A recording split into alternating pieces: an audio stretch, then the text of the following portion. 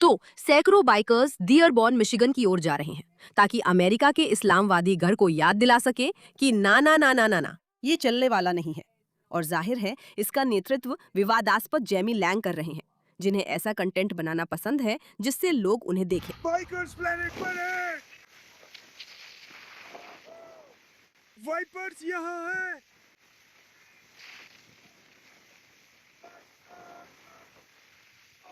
Crusaders महिमा की ओर आगे बढ़ो। महिमा की ओर आगे बढ़ो। यहाँ आप इन बाइकरों से मिल सकते हैं। और यहाँ एक बाइकर है जो असलियत बता रहा है कि वास्तव में क्या हो रहा है। क्या वे रास्ते में हैं? और मुझे कहने की जरूरत नहीं, मिशिगन के लोग थोड़े डरे हुए हैं, या जैसा आप कह सकते हैं मिशिगन के इस्लामवादी मेयर इस बारे में थोड़े घबराए हुए हैं। और जाहिर है आज हमारे पास कुछ बेवकूफ कम बुद्धि वाले ईसाई हैं जो वास्तव में सोचते हैं कि डियरबॉर्न का इस्लामीकरण एक अच्छी बात है। हम उस पर अभी आते हैं। चलिए देखते हैं क्या हो रहा है।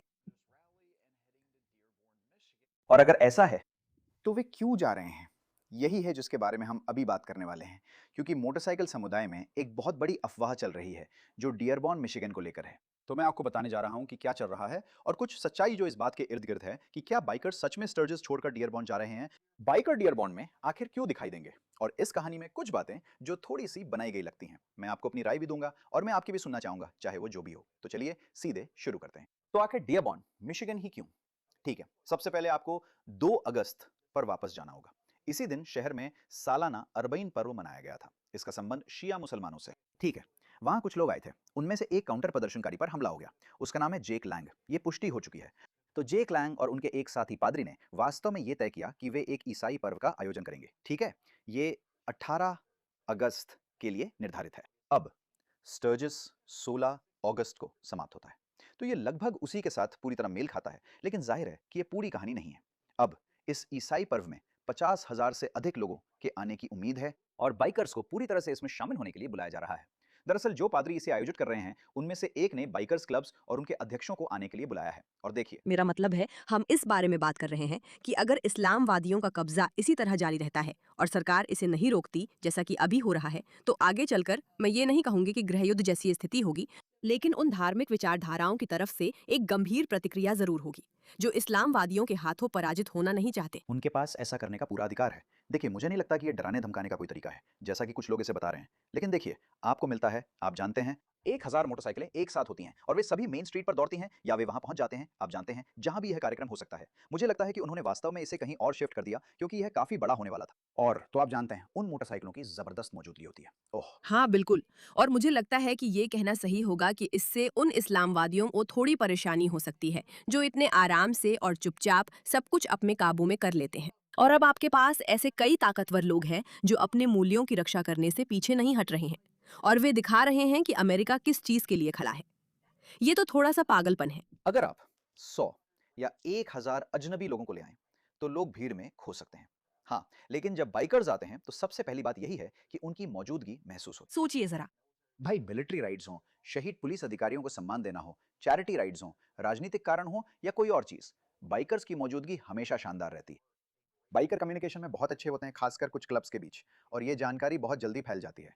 एक और बात है भाई, जब लोग देखते हैं कि किसी चीज़ के लिए बहुत सारी बाइक्स इकट्ठा हो गई हैं, तो आमतौर पर वो किसी बहुत ज़रूरी वजह के लिए होता है। और जब ये, तुम जानते हो, ज़्यादातर समय ये रैलियों वगैरह के लिए ही होता है, लेकिन कभी-कभी बाइकर उन चीज़ों के लिए भी इकट्ठा होते हैं जो उनके लिए बहुत मायने रखती हैं, जैसे दिवंगत राइडर्स, किसी मकसद के लिए या उन बातों के लिए जिन पर वे सच में विश्वास करते हैं। अरे, इस वीडियो पर तुम्हारी राय चाहे जो भी हो, एक बात है जिस पर हम सब सहमत हो सकते हैं। 2025 इंडियन स्काउट बॉबर एक शानदार मशीन। देखो, मुझे ये बात पसंद है कि बाइकरों की थोड़ी बदनाम छवि है और हम समझते हैं कि लोग उनसे क्यों डरते हैं, जो भी हो। लेकिन मैंने बाइकरों के बारे में बहुत अच्छा कंटेंट देखा है जो बाहर जाकर शोषण के शिकार लोगों की रक्षा करते हैं या कुत्तों का ख्याल रखते हैं या कुछ भी ऐसा करते हैं, क्योंकि आखिरकार ये ऐसे विचारधारा वाले लोग हैं जो सच में सड़कों पर होते हैं। और मुझे ये बहुत पसंद है। जैसे मेरे अंदर एक ऐसा भाव है जो बाइकरों को सच में पसंद करता है, भले ही उनमें कुछ डरावना हो। वो हमेशा ऐसे होते हैं। असल में उनके दिल बहुत नरम होते हैं, उनमें से कई। जैसे 100 से 200, भले ही ये 500 हो, है ना? ये आपको कुछ शानदार जीतने के लिए ज़बरदस्त मौके देता है। तो नियम बहुत आसान है, एक लिंक नीचे डिस्क्रिप्शन बॉक्स में है। अब हम सिर्फ कुछ घंटों की बात कर रहे हैं, आधी रात पैसिफिक स्टैंडर्ड टाइम, मिशिगन। हमें ठीक से नहीं पता कितने लोग होंगे, हमें पता है कि वहाँ बड़ी भीड़ जमा होगी और हम जानते हैं कि बहुत से लोगों के लिए वहाँ आने के पीछे एक महत्वपूर्ण मकसद है। लेकिन अब अब क्या? तो अब क्या होने वाला है सब लोग? क्या स्टर्जाइज से कोई संबंध है? देखिए, यहीं पे मामला थोड़ा उलझ जाता है ना? अभी बहुत सारे वीडियो शेयर हो रहे हैं, ओह! स्टर्जाइज खाली हो रहा है, सब खत्म हो गया है, दाम बढ़ाए जा रहे हैं, ये हो रहा है, वो हो रहा है। ठीक है, हाँ, इनमें से कुछ बातें सही हो सकती हैं, लेकिन सबसे बड़ी बात यह है कि आमतौर पर आपको बस आंकड़ों को देखना होता है। आपको स्ट्रेटजीज जाने की भी जरूरत नहीं है। स्ट्रेटजीज के दूसरे हिस्से में आमतौर पर रैली के पहले हफ्ते के मुकाबले भीड़ कम होती है और ये हमेशा से ऐसा ही रहा है। मुझे नहीं पता कि स्टर्जीज क्या है। क्या किसी को पता है? कमेंट्स में जरूर बताएं। सही है। दूसरी बात ये भी है कि जैसे आप जानते हैं यहाँ तक कि उन सालों में भी जब सालगिरह होती है और सबसे ज़्यादा लोग आते हैं, तब भी आखिरी हफ्ते या आखिरी वीकेंड में सबसे कम लोग होते हैं। बहुत सारे लोग दूसरे हफ्ते जाते हैं क्योंकि उस समय भीड़ कम होती है, लेकिन फिर भी उन्हें स्टर्जीज का अनुभव मिल जाता है। और जैसा मैंने सुना है, आप उस समय काफ़ी अच्छे डील्स भी पा सकते हैं क्योंकि वेंडर्स अब सब कुछ क्लियर करने की कोशिश कर रहे होते हैं। मेरा मानना है कि ये पूरी तरह इस पर निर्भर करता है कि आप क्या करना चाहते हैं, मुझे है ना? लगता है कि अगर ये मेन किसी स्ट्रीट बड़े बाइकर इवेंट जैसा ही है। आप जानते हैं, अगर आपको नाइट लाइफ पसंद है तो पहला हफ्ता ही जाने के लिए सही है। अगर आपकी रुचि राइडिंग में ज़्यादा है या आप भीड़ से बचना चाहते हैं तो शायद दूसरा हिस्सा आपके लिए बेहतर है, लेकिन आमतौर पर यही देखने को मिलता है। अब मैं ठीक आपको है, नहीं माफ बता कीजिए सकता। दोस्तों। आप मुझे जानते हैं। मुझे पता लगाना है कि स्टर्जिस क्या है। आप जानते हैं, मैंने स्टर्जिस की स्पेलिंग भी ठीक से नहीं लिखी थी। ये पश्चिमी साउथ डिकोटा का एक शहर है। स्टर्जिस मोटरसाइकिल म्यूजियम और हॉल ऑफ फेम इस शहर की लंबे समय से चल रही स्टर्जिस मोटरसाइकिल रैली को समर्पित है और इसमें विंटेज मॉडल रखे गए हैं। ठीक है, तो ये साउथ डिकोटा के इस जगह में एक बड़ी रैली है और हाँ, ये इस इवेंट के साथ मेल खाती है। ठीक है, आपका स्वागत है। ऐसा नहीं है कि स्टर्जिस से बाइकर डियरबॉन्ड जाने के लिए नहीं निकले हैं, सही है। जैसा मैंने कहा, समय पूरी तरह मेल खाता है, लेकिन मुझे नहीं लगता कि स्टर्जिस से सीधे डियरबॉन्ड मिशिगन के लिए कोई बड़ा पलायन हुआ है। एक साइड नोट ये भी है, आप जानते हैं, ऐसा दावा किया जाता है। ठीक है, तो यही संदर्भ है। हम असल में क्या हो रहा है उसकी डिटेल्स में नहीं जाएंगे। मैं ये वीडियो देखना चाहती हूँ क्योंकि ये वीडियो मुझे बहुत गुस्सा दिलाता है। मुझे यकीन नहीं हो रहा कि मैं वाकई में इस बारे में वीडियो बना रहा हूं, लेकिन अगर कोई और बोलना नहीं चाहता तो मैं बोलूंगा। जो जेट लैंग और उसके लोगों का गिरोह ताकि डियरबॉर्न मिशिगन में करने की योजना बना रहे हैं, वो बिल्कुल घिनौना है। नमस्ते, मेरा नाम कैलन कास्करिन है। मैं डियरबॉर्न मिशिगन का 18 साल का लड़का हूं। मैंने अभी एक्सेल फोर्ट हाई स्कूल से ग्रेजुएशन किया है और मैं एक ईसाई हूं। मैं हर दिन अपनी गर्दन में एक क्रॉस पहनता हूं। मेरी पेशानी पर सेंट क्रिस्टोफर और यीशु का टैटू है और मैंने अपनी पूरी जिंदगी डियरबॉर्न मिशिगन में ही बिताई है। इसके अलावा डियरबॉर्न मिशिगन में ही मैं पूरी जिंदगी चर्च जाता रहा हूं। अब अगर आपने नहीं सुना कि क्या हो रहा है, तो जेक लैंग डियरबॉर्न शहर में किसी तरह का ईसाई कब्जा करने जा रहा है। ये ऐसा है, लेकिन जेक लैंग जैसे लोग ये नहीं समझते कि ये कोई नई बात नहीं है। ईसाई और मुस्लिम दशकों से शहर में साथ रह रहे हैं और मुस्लिम यहाँ उतने ही समय से हैं जितना मुझे याद है, जितना उनकी फैमिलीज को याद है, और इसमें कोई भी समस्या नहीं है। और इस शहर को किसी बचाव की जरूरत नहीं है। ये शहर असल में अभी बहुत तरक्की कर रहा है और अगर आप हाल ही में डियरबॉर्न में रहे हैं तो आप ठीक समझेंगे कि मैं क्या कह रहा हूँ। मुझे लगता है कि जेक लैंग और उनके लोग सोचते हैं कि इस शहर में हम ईसाई अपने मुस्लिम पड़ोसियों द्वारा दबाए जाते हैं, और ये बिल्कुल सच नहीं है। मैंने इस शहर में जितने भी साल बिताए हैं, मुझे कभी भी सिर्फ ईसाई होने के लिए आलोचना या हमला नहीं सहना पड़ा। मैं तो कहूंगा कि मेरा स्कूल बहुत अरब और बहुत मुस्लिम था। वैसे ये दो अलग अलग बातें हैं, इन्हें गड़बड़ मत समझिए। और मेरे बहुत से दोस्त, बल्कि ज्यादातर दोस्त मुस्लिम हैं और इसमें बिल्कुल भी कोई बुराई नहीं है, और उन्होंने कभी भी मुझे ईसाई होने के लिए आलोचना नहीं की। मेरे लिए डियरबॉर्न मिशिगन में अगर कुछ आ रहा है तो वो है यमी कॉफी हाउसेस, क्योंकि आखिर मिशिगन में 7 अलग अलग यमी कॉफी हाउसेस क्यों हैं? मैं आपको वादा करता हूं, शहर में कोई भी ऐसा नहीं है जो अमेरिका के चलने के तरीके को, अमेरिका के सिद्धांतों को, संविधान को या कानूनों को बदलने की कोशिश कर रहा हो या ऐसा कुछ कर रहा हो। डियरबॉर्न में कोई शरीयत कानून नहीं है। अगर ऐसा होता तो मुझे नहीं लगता कि मैं यहाँ होता। और मैं आपको वादा करता हूँ, अगर आप डियरबॉर्न आएंगे तो यहाँ शहर में आपको सबसे अच्छे लोग मिलेंगे। यहाँ के लोग बहुत दयालु और उदार हैं। बस जब आप फोर्ड रोड पर गाड़ी चला रहे हो तब छोड़कर, तो ग्रे शवारमा और कॉफी के अलावा मुझे नहीं लगता कि डियरबॉर्न पर किसी चीज का कब्जा हो रहा है। अगर आप सच में इसे बदलना चाहते थे तो आप 60 साल पहले आ सकते थे, लेकिन आज हम यहाँ हैं। मेरे सभी ईसाई और मेरे सभी मुस्लिम भाई बहनों के लिए जो डियरबॉर्न में रहते हैं और ये वीडियो देख रहे हैं, जो आप लोग कर रहे हैं वही करते रहिए, क्योंकि शहर फल फूल रहा है और यहाँ की संस्कृति और माहौल वाकई में शानदार है। क्या आपको पता है कि ये मुझे क्यों परेशान करता है? ये मुझे इसलिए परेशान करता है क्योंकि मैं जानती हूँ कि ये उसका अनुभव है। मैं जानती हूँ कि उसका अनुभव ऐसा है कि जैसे वे अपनापन दिखाते हैं और धीरे धीरे अपनी जगह बना लेते हैं। और आपको पता है ऐसा क्यों है? क्योंकि इस्लामवादी बिल्कुल यही करते हैं। जब वे आते हैं तो शुरुआत में वे कोई हलचल नहीं करते। अक्सर अगर वे ज्यादा समझदार होते हैं, हम यहाँ आक्रमणकारियों की बात नहीं कर रहे हैं, ठीक है? वे आते हैं और बस माहौल में घुल मिल जाते हैं और दोस्ताना व्यवहार करते हैं, और फिर धीरे धीरे वे काबिज हो जाते हैं जब तक कि आप कुछ कर नहीं सकते। यही उनकी सटीक रणनीति है। बेशक कई रणनीतियां होती हैं। कुछ जगहों पर वे बस दूसरों से ज्यादा बच्चे पैदा करके संख्या में आगे निकलने की कोशिश करते हैं। दूसरी जगहों पर वे आते हैं और सचमुच लाखों प्रवासियों के साथ शारीरिक रूप से काबिज हो जाते हैं। और कुछ जगहों पर वे धीरे धीरे आते हैं और संस्कृति को बदल देते हैं। और ये बेचारा बच्चा पूरी तरह से उलझन में है और यहाँ वो लोगों को समझाने की कोशिश कर रहा है कि ये कितना अच्छा है।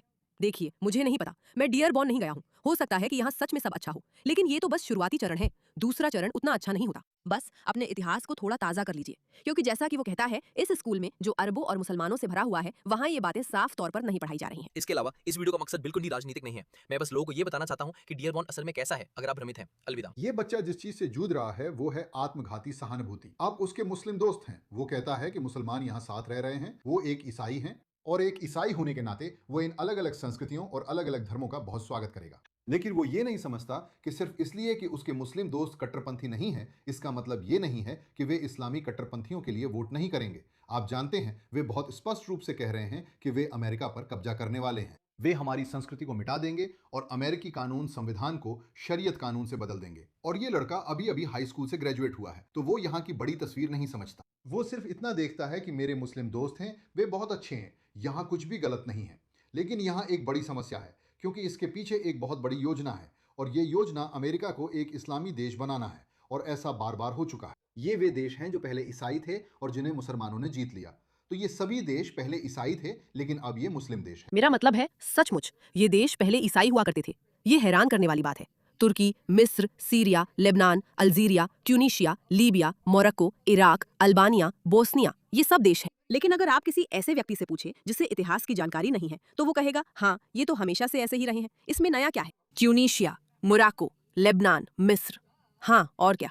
लेकिन एक समय था जब ये जगहें ईसाई थीं, और फिर कभी अमेरिका भी ईसाई था, और वही पुरानी कहानी दोहराई जा रही है। हेलो, मेरा मतलब है कि डियरबॉर्न के मेयर को इससे डरने की एक वजह है।